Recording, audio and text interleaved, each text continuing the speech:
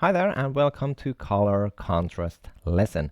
Now color contrast can be achieved through various means, such as using complementary colors, opposite colors on the color wheel, contrasting light and dark tones, which we've covered, and using warm and cool colors together. Now here we have an example drawing where I've used cool colors, which would be the blue colors, which you can see on the left side, and then we have some warm colors, which you can see on the right side. So when you are using cool or cold colors and warm colors together, they create a color contrast. So there's a lot of contrast between the colors, and contrast means difference between two different things. Now color contrast, as said before, is usually seen in complementary color scheme.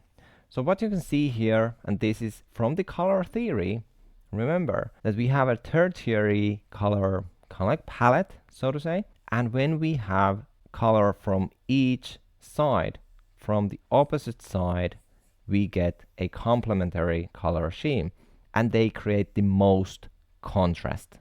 So they create the most difference between each other. So for example, using the tertiary color palette, we can see that the red and green are the furthest from each other, and they create the most contrast between each other.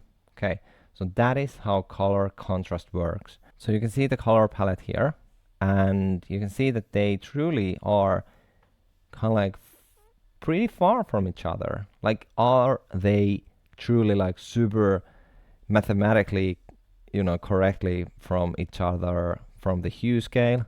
Probably not, but that's not the point. They are pretty far away, because if you compare like the purple and or violet and blue, they are pretty close to each other, so they don't create that much contrast. On the other hand, when we have like orange and teal or blue, they are pretty far away from each other, so they create a lot of contrast. And when you use color contrast in your drawing, you can see that the elements are truly differentiated from each other. So that is how color contrast works. Now here's another example showing that when the colors are very close to each other, there's not a lot of contrast.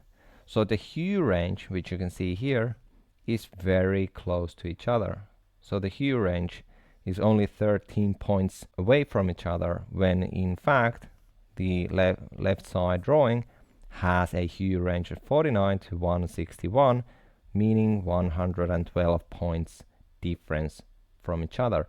You don't have to worry about points and differences and like hue values and stuff like that, but you can, the easiest way to think about the whole color contrast is that when you've chosen a color from the color wheel, whatever kind of color wheel you have, remember the color theory and how they work.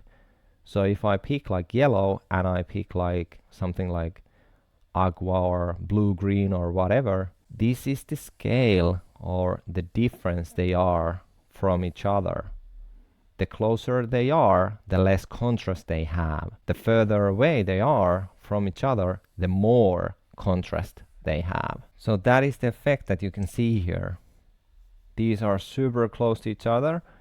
They have a bit more contrast between each other. These are not so super far from each other, but they still create a nice contrast because they have a bit more value separation, hue value separation from each other. So yeah, when colors have low contrast, they tend to blend together visually, making it harder to distinguish where one color ends and the other begins.